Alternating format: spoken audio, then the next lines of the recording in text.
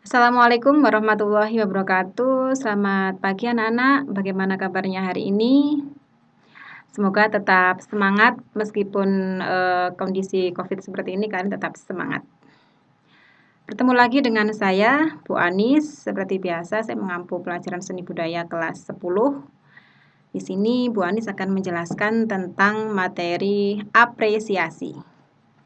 Oke, selanjutnya kita akan belajar yang pertama, sebelum mulai Bu Anis perlu menjelaskan bahwa KD yang ingin disampaikan pada pertemuan hari ini adalah menerapkan apresiasi seni budaya Nusantara, ya. Yang pertama yang harus kita pelajari hari ini yaitu tentang pengertian apresiasi, kemudian tingkat apresiasi, dan yang ketiga dasar apresiasi. Nah, seperti ini. Kalian tahu apa itu apresiasi? Kalian lihat dulu gambar berikut. Oke. Kira-kira apa yang muncul dalam benak kalian?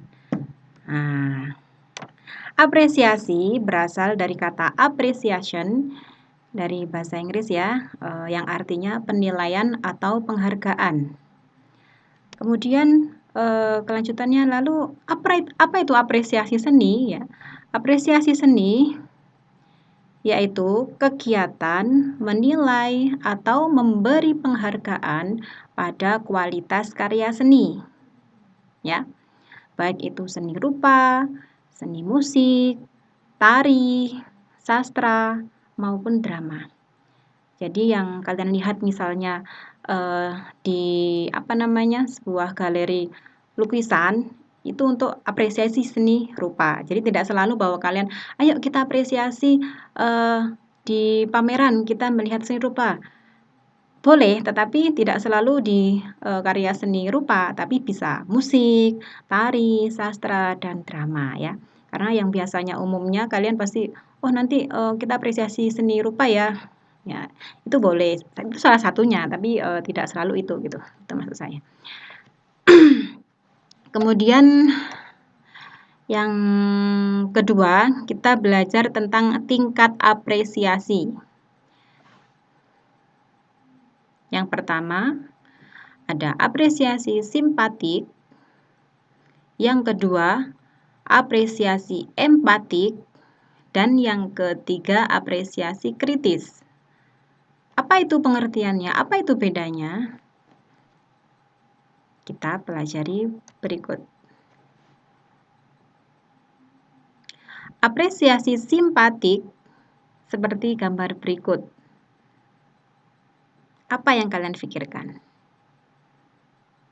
Oke?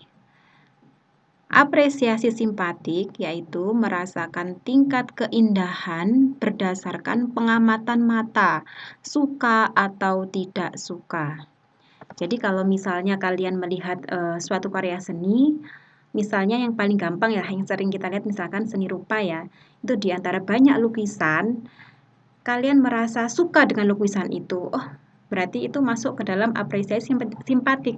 Kalian nggak peduli itu lukisannya siapa, itu lukisannya bentuknya seperti apa, yang penting saya suka. Nah itu masuk ke dalam apresiasi simpatik. Oke, seperti halnya kalau kalian nanti kalau temanmu begini kamu harus simpati ya dengan temanmu seperti itu. Jadi rasa itu muncul secara spontan gitu ya. Kamu suka atau nggak suka itu spontan tanpa harus memandang latar belakangnya apa gitu. Itu yang disebut dengan apresiasi simpatik. Kemudian yang kedua, apresiasi empatik. Apa itu apresiasi empatik? Kalian lihat gambar berikut. Ya. Di sini ada seorang perempuan yang melihat sebuah karya seni, kembali ke karya seni rupa ya. Kita melihat sebuah lukisan, ada seorang ibu.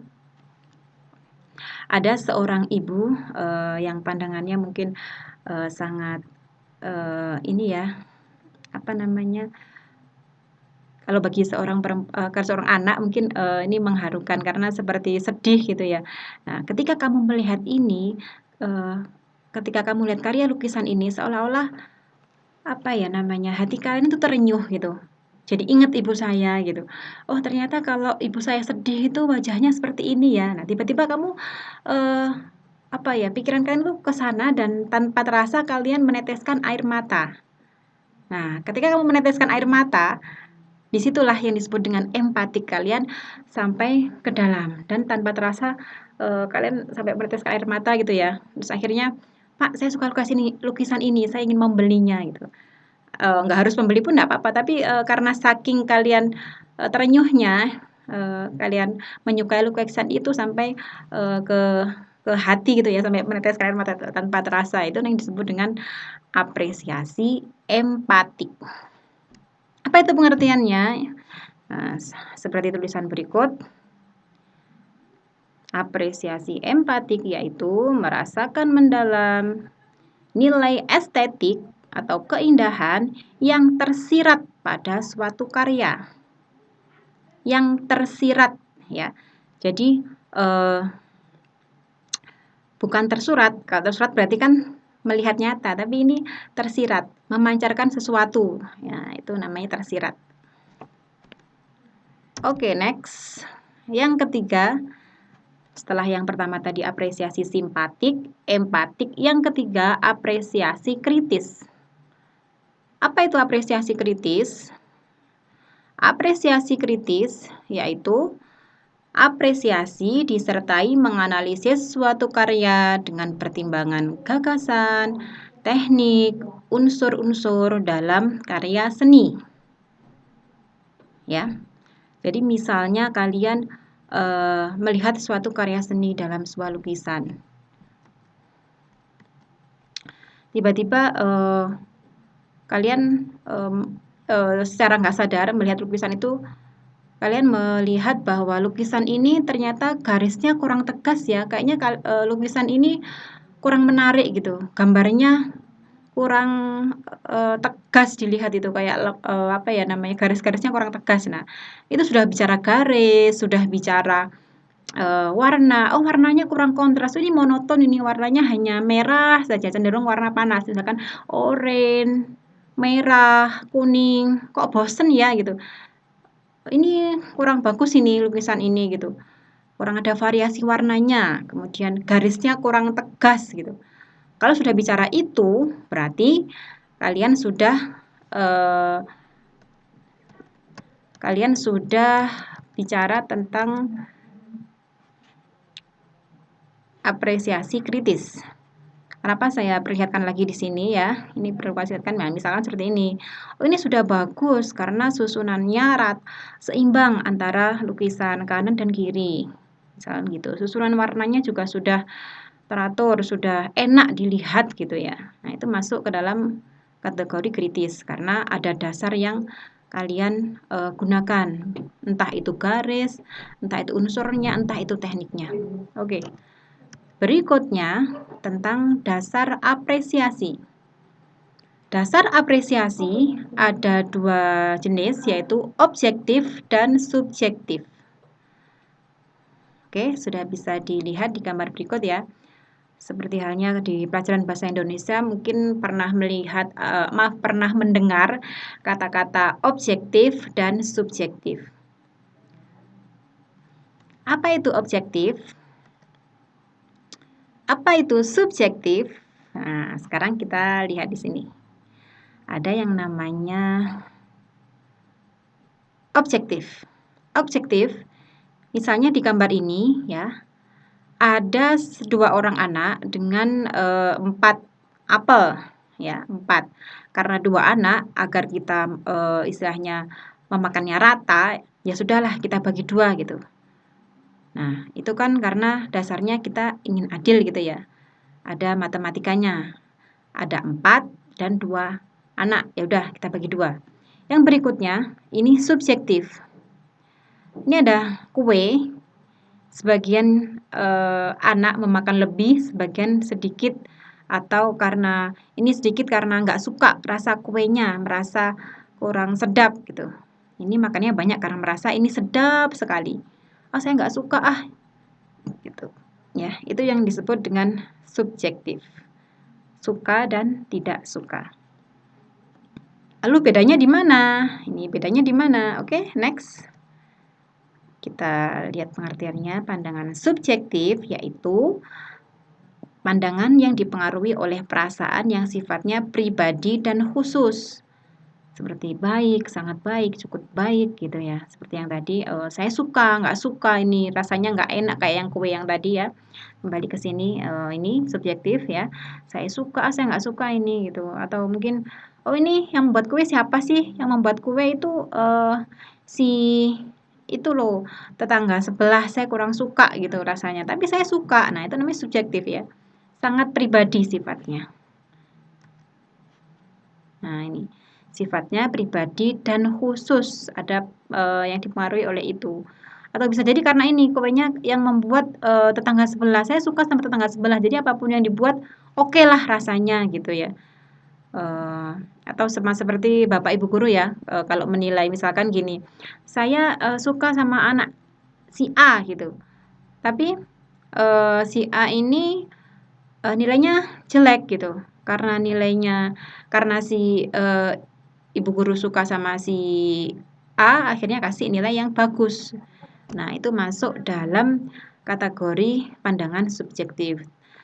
Itu misal ya. Tapi insya Allah Bapak Ibu guru di sini tidak seperti itu. Kebanyakan kita di sini membuat penilaian secara objektif. Jadi berdasarkan apa yang ada gitu, bukan sesuatu yang suka atau tidak suka.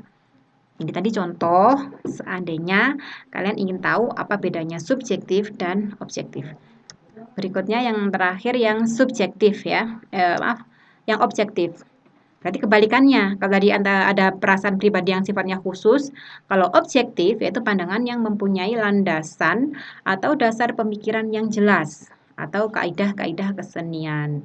Apa itu? Ya tadi, misalnya kalau ini masalah tadi tentang kue ya, ini kalau kita ke arah seni rupa, misalkan gini, saya suka lukisan ini,